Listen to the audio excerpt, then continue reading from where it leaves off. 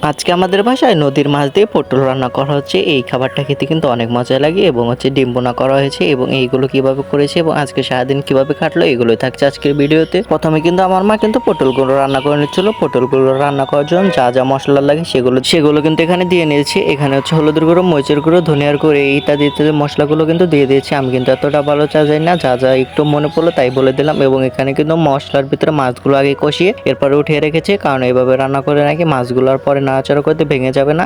এখানে হচ্ছে ডিম বোনার জন্য এখানে হলুদের গুঁড়ো, মরিচের গুঁড়ো, ধনিয়ার গুঁড়ো এবং পেঁয়াজ কুচি, কাঁচামরিচ কুচি এই সব কিছু কিন্তু নিয়ে নিয়েছি। আর এখানে কিন্তু ডিমগুলো সেদ্ধ করে নিয়েছি। এই ডিমগুলো কিন্তু ভাতে সেদ্ধ করে নিয়েছি। এভাবে কিন্তু ভাতে সেদ্ধ করলে কিন্তু সময়টা অল্প লাগে এবং ডিম সেদ্ধটা কিন্তু হয়ে যায়। এবং এখানে কিন্তু তরকারিগুলো কষানো শেষে পানি দিয়ে দিয়েছি। পানি দিয়ে এখানে কিন্তু মাছগুলো দিয়ে দিল। এই পর্যায়ে কিন্তু মাছগুলো দিলে কিন্তু খেতেও ভালো লাগবে এবং মাছ কিন্তু ভেঙে যাবে না।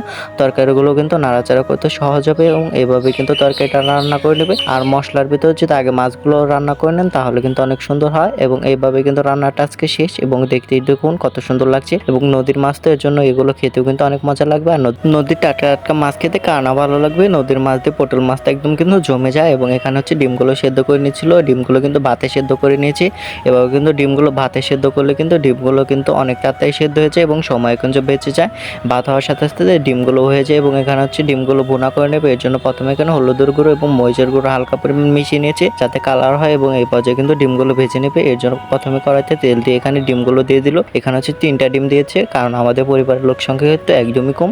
আর এই ডিমগুলো কিন্তু এখন ভেজে নিচ্ছিল। এই ডিমগুলো কিন্তু হালকা হালকা লাল লাল করে ভেজে এখানে হচ্ছে আগে যে পেঁয়াজ কাঁচামরিচগুলো কেটে রেখেছিল সেইগুলো কিন্তু দিয়ে দিল। এখানে কিন্তু হলুদের গুঁড়ো, মরিচের গুঁড়ো দিয়েছে পেঁয়াজ কাঁচামরিচের ভিতরে। এভাবে কিন্তু আপনারা রান্না করে খেয়ে দেখতে পারেন। এভাবে ডিম বোনা করলে কিন্তু একদম সহজ মনে হবে এবং খেতেও কিন্তু অনেক মজা লাগবে। এবং এইভাবে আপনারা ট্রাই করে দেখতে পারেন। আপনারা কিন্তু রান্নাটা কিন্তু একদম সহজ পদ্ধতিতে আমরা দেখিয়ে দিলাম। এইভাবে কিন্তু আমার মা রান্না করে থাকে এবং আমরা কিন্তু মাটির চুলায় রান্না করে থাকি। পেঁয়াজ এবং কাঁচামরিচ কুচি দিয়ে কিন্তু কিছুক্ষণ সময় নিয়ে কষিয়ে নেবে এবং কষানো হয়ে গেলে এখানে কিছুটা পরিমাণ পানি দিয়ে দেবে এবং পানি দিয়ে কিন্তু আরো কিছুক্ষণ সময় নিয়ে কষিয়ে নেবে। এ পর্যায়ে দেখুন এখানে আমাদের রান্নাঘরের পাশে কিন্তু মিষ্টি লাউ গাছ হয়েছে। এটা কিন্তু আমাদের রান্নাঘরের ভিতরে। এখানে হচ্ছে মিষ্টি লাউ বিচি পড়েছিল এবং সেখান থেকে কিন্তু মিষ্টি লাউ হয়েছে। দেখুন তো আমাদের রান্না করছে এখানে এবং পিছিয়ে কিন্তু মিষ্টি লাউ গাছ হয়ে গেছে। ওইখান থেকে সরিয়ে অন্য জায়গায় বুনতে হবে, তাহলে কিন্তু মিষ্টি লাউ ধরবে। এবং এখানে কিন্তু মশলাগুলো কষানো হয়ে গেছে একটু পানি দিয়ে। এবারে হচ্ছে পেঁয়াজগুলো সিদ্ধ হওয়ার জন্য পানি দিয়ে দিবে। এভাবে আপনার পরিমাণ মতো পানি দিয়ে এভাবে রান্না করে খেয়ে দেখতে পারেন, অনেক মজা লাগবে। আর এখানে কিন্তু লবণ, হলুদ, মরিচ, ধনিয়া এই সব মশলা কিন্তু দিয়ে দিয়েছি। আপনারা তো জানেনই কি কি মশলা দিয়ে দিয়েছি, আমি কিন্তু এতটাও জানি না, শুধু ভিডিও করা দরকার তাই করতেছিলাম। এবং এখানে হচ্ছে ডিমগুলো কিন্তু